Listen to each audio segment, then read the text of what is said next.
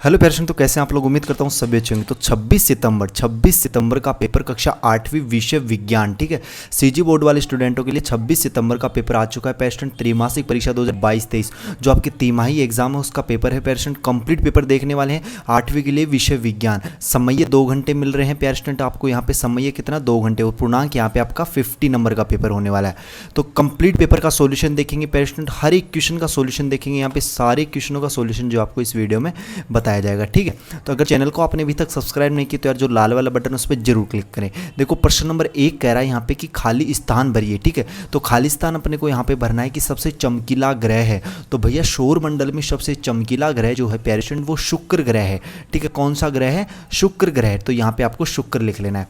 अब आपको जो है कमेंट में जरूर बताना है कि सौर मंडल में सबसे बड़ा ग्रह कौन सा है, ठीक है। सबसे चमकीला ग्रह तो शुक्र ग्रह, लेकिन सबसे बड़ा ग्रह कौन सा है वो कमेंट में जरूर बताएं। अगला देखो यहाँ पे गैस पदार्थों के जलने में सहायक है। तो कौन सी गैस? ऑक्सीजन गैस लिख लीजिए पेरेंट्स। यहाँ पे क्या लिख लीजिए?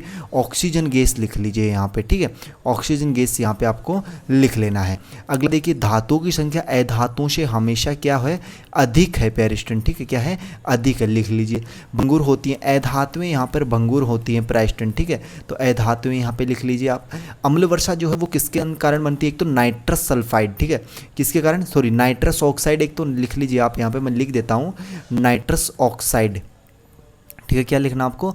नाइट्रस ऑक्साइड एक तो, और एक है आपकी सल्फर डाइऑक्साइड, ठीक है, सल्फर डाइऑक्साइड। इन दो गैसों के कारण जो है आपकी यहाँ पे अम्ल वर्षा होती है, ठीक है। अम्ल वर्षा का कारण क्या है? एक तो नाइट्रस ऑक्साइड और एक सल्फर डाइऑक्साइड, इन दोनों गैसों के कारण अम्लीय वर्षा होती है पेरेंट्स, ठीक है। तो क्वेश्चन नंबर फर्स्ट का आंसर कुछ इस तरीके से होने वाला, आप नोट कर लीजिए। अगले प्रश्न की बात करते हैं। प्रश्न नंबर 2 देखिए क्या कह रहा है कि ऑक्सीजन बनाने की विधि का स्वच्छ नामांकित रेखाचित्र खींचकर विधि का वर्णन कीजिए, ठीक है। तो क्वेश्चन नंबर सेकंड का आंसर पेरेंट्स कुछ इस तरीके से हो जाएगा। यहाँ पे देख सकते हो आप कि ऑक्सीजन बनाने की प्रयोगशाला विधि में ऑक्सीजन गैस पोटेशियम परमैंगनेट को गर्म कर प्राप्त की जाती है, ठीक है।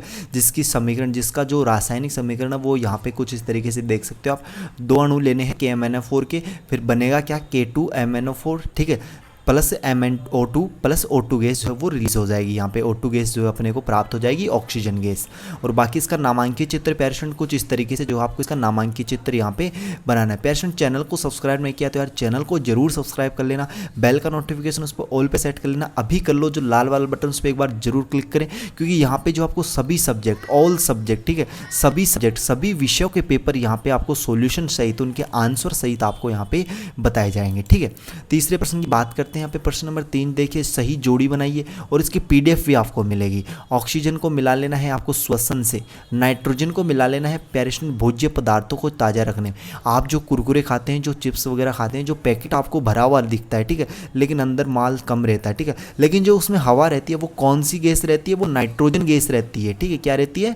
Nitrogen gas. तभी तो जो है पैकेट्स में कई दिनों तक जो है चीज़ें खराब नहीं होती, ठीक है। जो खाने की चीज़ें हैं वो खराब नहीं होती, किसके कारण? नाइट्रोजन गैस के कारण। स्टेनलेस स्टील का उपयोग शल्य चिकित्साओं के उपकरण में किया जाता है। क्लोरीन जो है वो एक जीवाणुनाशी में उपयोग में होती है। सोना जो है वो क्या है? एक आभूषण है। तो कुछ इस तरीके से आपको यहाँ पे मिलान करना है पेरेंट्स। अगला देखिए यहाँ पे प्रश्न नंबर 4, निम्न प्रश्नों के उत्तर लिखिए। जिसका पहला कह रहा है कि सबसे बड़ा ग्रह एवं 3 वल्य ग्रहों के नाम बताइए। देखिए आ गया, मैंने जो कमेंट में आपको क्वेश्चन पूछा था कि सबसे बड़ा ग्रह कौन सा है, तो यहाँ पे बृहस्पति ग्रह है, ठीक है पेरेंट्स। कौन सा है? बृहस्पति ग्रह जो है आपका वो सौर मंडल का सबसे बड़ा ग्रह है, ठीक है। क्या है? सबसे बड़ा ग्रह। और 3 वल्य ग्रहों के नाम ये आपको कमेंट में जरूर बताने हैं, ठीक है। अगला देखिए, आपको बाकी PDF में आपको सभी सोल्यूशन मिलेंगे। ओजोन परत क्या है, इसकी उपयोगिता बताइए। तो भैया सेकंड क्वेश्चन जो है आपका उसका आंसर देख लीजिए जल्दी। ओजोन परत क्या है, इसका उपयोग। तो क्वेश्चन नंबर 2 का आंसर है कि ओजोन परत पृथ्वी के वायुमंडल की एक परत है जिसमें ओजोन गैस की सघनता अपेक्षाकृत अधिक होती है। ओजोन परत के कारण ही धरती पर जीवन संभव है।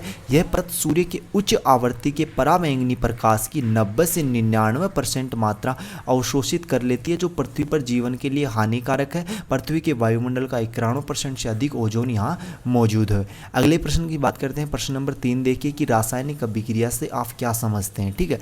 केमिकल केमिकल रिएक्शन जो है उससे आप क्या समझते हैं, उसका आंसर देखना पेरेंट क्या हो जाएगा। तो क्वेश्चन नंबर 3 का आंसर कुछ इस तरीके से होगा यहाँ पे कि रासायनिक अभिक्रिया में एक या अधिक पदार्थ आपस में अंतःक्रिया इंटरसेक्शन करके परिवर्तित होते हैं और एक या अधिक भिन्न रासायनिक गुण वाले पदार्थ बनते हैं। किसी रासायनिक अभिक्रिया में भाग लेने वाले पदार्थों को अभिकारक कहते हैं। ठीक है, क्या कहते हैं, अभिकारक कहते हैं।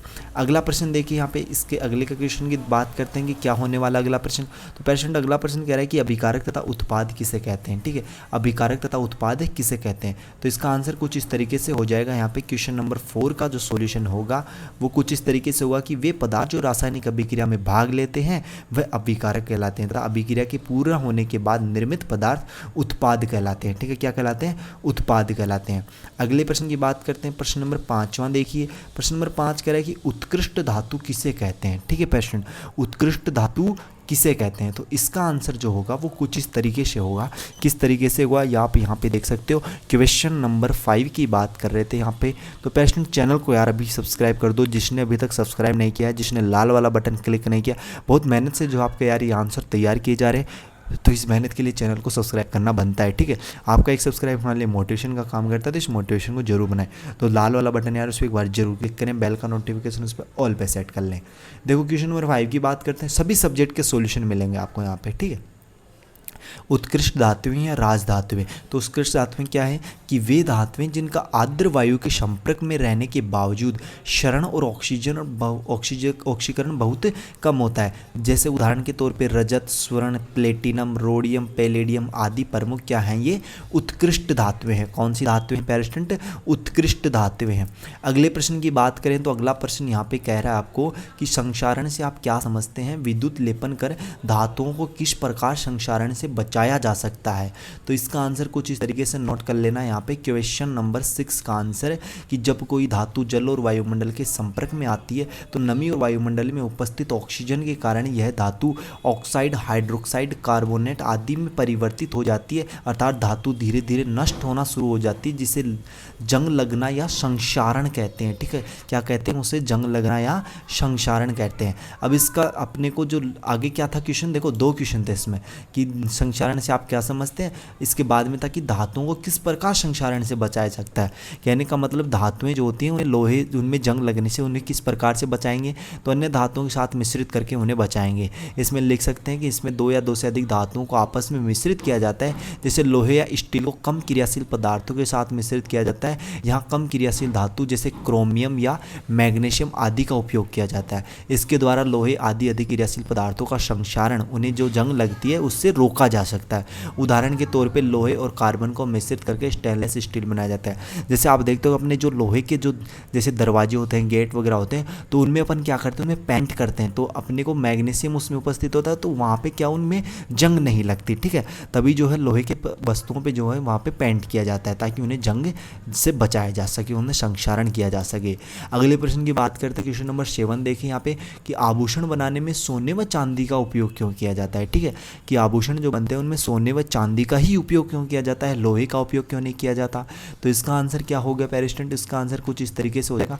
क्वेश्चन नंबर कौन सा था, ये 7 था। ठीक है, क्वेश्चन नंबर कौन सा था, 7 था। और क्या था, इसका आंसर क्या है कि सोना व चांदी उत्कृष्ट धातु हैं। ठीक है पेरिस्टेंट, क्या है, सोना व गोल्ड व जो एल्यूमिनियम है वह क्या है, सोना व चांदी उत्कृष्ट धातु है। यह आघात वर्धनीय तथा तन्य है। आघात वर्धनीय का मतलब क्या होता है पेरिस्टेंट, कि धातुओं को पीटकर उन्हें एक चद्दर के रूप में परिवर्तित कर दिया जाता है, वह आघात वर्धनीय होता है। और तन्य क्या होता है, उन्हें खींचकर लंबे तार के रूप में परिवर्तित कर दिया जाता है, वह तन्य होता है। इसलिए सोना व चांदी जो है वो आघात वर्धनीय व तन्य दोनों है। ठीक है, इन्हें अपन जो है इनकी पीट कर इनकी चादर भी बना सकते हैं और इन्हें खींचकर इनका तार भी बना सकते हैं। ठीक है, तो आघात वर्धनीय तथा तन्य है, इसे समझ में आया। तथा लंबे समय तक वायु, जल, अम्लीय या क्षारीय पदार्थों द्वारा प्रभावित नहीं होती हैं। ठीक है, क्या नहीं होती, ये लंबे समय तक वायु, जल, अम्लीय, क्षारीय पदार्थों द्वारा प्रभावित नहीं होती। इसी निष्क्रिय गुण के कारण इनकी चमक लंबे समय तक बनी रहती है, और इसी गुण के कारण इनकी चमक जो है क्या रहती है पेरिस्टेंट, लंबे समय तक बनी रहती है। इसलिए इनका उपयोग जो है आभूषण बनाने में किया जाता है। इसलिए इनका उपयोग किस में किया जाता है, आभूषण बनाने में। तो आपको पता चल गया होगा स्टूडेंट कि सोना व चांदी जो है उसका उपयोग आभूषण बनाने में क्यों किया जाता है। अगले प्रश्न की बात करते हैं। प्रश्न नंबर अपना 8 देखिए, 8वां प्रश्न क्या कह रहा है कि ग्रेफाइट को इलेक्ट्रोड की तरह उपयोग में क्यों लाया जाता है। तो भैया इसका आंसर जो होगा प्रश्न वो कुछ इस तरीके से होगा। क्वेश्चन नंबर 8 का सॉल्यूशन जो है वो नोट कर लेना कि ग्रेफाइट को इलेक्ट्रोड की तरह उपयोग इसलिए किया जाता है क्योंकि यह अधातु होते हुए भी विद्युत का सुचालक है। ग्रेफाइट एक ऐसा अपवाद है प्यारे स्टूडेंट कि अधातु तो है लेकिन विद्युत का क्या है, सुचालक। जबकि अधातु में विद्युत की कुचालक होती है, लेकिन ग्रेफाइट इसका अपवाद है, ग्रेफाइट विद्युत का सुचालक है। अतः इससे विद्युत प्रभावित होती है। यह धातुओं की अपेक्षा ज़्यादा सस्ती व सुलभ है। साथ ही इसका गलनांक जो होता है वो उच्च होता है, इसका गलनांक जो होता है वो हाई होता है।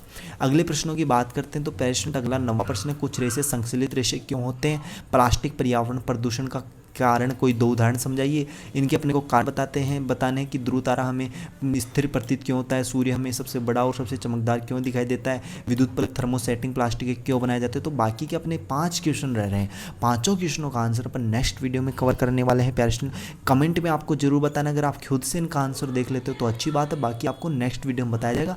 वीडियो काफ़ी लंबी हो जाएगी प्यारे स्टूडेंट, इसलिए जो है आपने चैनल को सब्सक्राइब नहीं किया तो यार विनती है चैनल को जरूर सब्सक्राइब करिएगा, बेल का नोटिफिकेशन उस पर ऑल पे सेट कर लेना, ठीक है स्टूडेंट। और अपने दोस्तों के साथ इस वीडियो को ज़्यादा से ज़्यादा शेयर करना है। डिस्क्रिप्शन बॉक्स में टेलीग्राम ग्रुप का लिंक है, टेलीग्राम ग्रुप में जरूर होना स्टूडेंट, वहाँ पे आपको इसकी PDF मिल जाएगी, ठीक है। और हाँ, कोई भी डाउट हो, किसी भी क्वेश्चन में डाउट हो, किसी भी तरह का कोई भी डाउट हो तो कमेंट में जरूर बताइएगा। मिलते हैं प्यारे स्टूडेंट नेक्स्ट वीडियो में इसी होश जोश के साथ, तब तक बाय, धन्यवाद, टेक केयर।